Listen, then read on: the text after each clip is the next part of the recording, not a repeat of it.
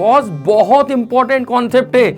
आप समझना, future languages में, इवन इन C++ में आगे आपको एक ही नाम के मल्टीपल फंक्शंस मिलने वाले हैं जिनके नाम सेम है। मतलब जब मुझे सेम नेम के फंक्शन में डिफरेंट फंक्शनैलिटी प्रोवाइड करना है कि बॉस ये फंक्शन भी ऐड कर रहा है, ये फंक्शन भी ऐड कर रहा है, ये 2 नंबर को ऐड कर रहा है, मुझे यूजर को एक और फैसिलिटी देना है प्रोग्रामर को कि भैया 3 नंबर एडिशन का फंक्शन भी चाहिए, 4 नंबर के एडिशन का फंक्शन भी चाहिए। तो आप सेम प्रोग्राम में एक फंक्शन डिफाइन कर दो, name is same but the parameter is 2, here parameter is 3। तो अब देखो आप डिफरेंस क्या है, name is same but parameter is different. तो मैंने स्टार्टिंग क्या बोली थी, ओवरलोडिंग का मतलब यह है कि बॉस आपने सेम नाम के 2 फंक्शन बना दिए जिनके नाम सेम है और पैरामीटर अलग अलग है।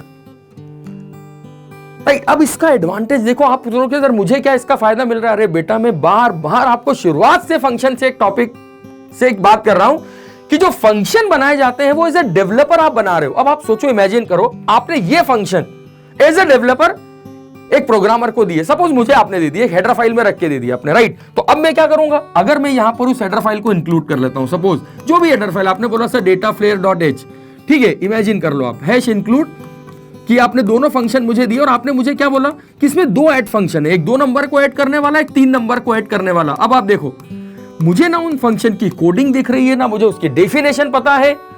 बीइंग अ प्रोग्रामर बस मुझे इतना पता है कि बॉस इस हेडर फाइल में 2 फंक्शन है, राइट। तो मैं क्या करूंगा, मैं सिंपली फंक्शन कॉल करूंगा 10, 20 या जो भी आपने वैल्यू दी, सपोज आपने दिया 100, 200, तो मेरा प्रोग्राम 2 नंबर को ऐड कर देगा, ठीक है। और अब मुझे यह मालूम है कि बॉस मुझे 3 नंबर के लिए कोई नया फंक्शन कॉल नहीं करना है, मैं इसी, तो यूजर को तो यही समझ में आ रहा ना कि वो उसी ऐड फंक्शन को यूज कर रहा है विद द 3 पैरामीटर, राइट। कि उसने दे दी 3 पैरामीटर 5, 3, 9, तो 3 पैरामीटर ऐड हो जाएंगे।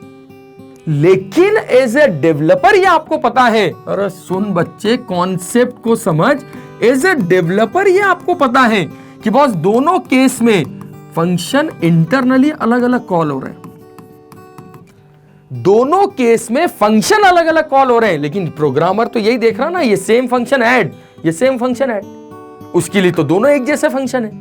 और यदि आप चाहते हैं कि ये 4 पैरामीटर वाला भी हो, तो आप इसी प्रोग्राम में एक फंक्शन और बना दीजिए। इन द सेम प्रोग्राम अगर मैं एक फंक्शन और बना देता हूं, सपोज मैं इसको यहां बना देता हूं, राइट, कि मान लो मैंने एक ऐड और बना दिया, राइट। आप कॉन्सेप्ट समझो, ये ऐड कितने पैरामीटर, 1, इसको थोड़ा सा इधर से बनाता हूं मैं, राइट, क्योंकि 4 पैरामीटर हैं वो, void, sorry not void, int add, number of parameter कितने ले लिए, integer a, integer b, integer c, integer d, ये मैंने 4 पैरामीटर ले लिए, सोचो आप।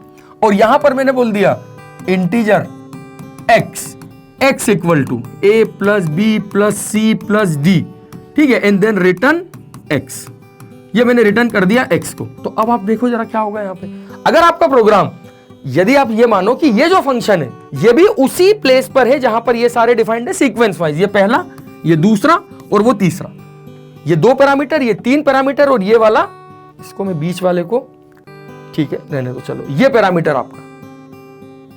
तो ये जो फंक्शन है तीनों एक जैसे, नाम सेम, रिटर्न टाइप सेम, लेकिन चेंज क्या है, पैरामीटर।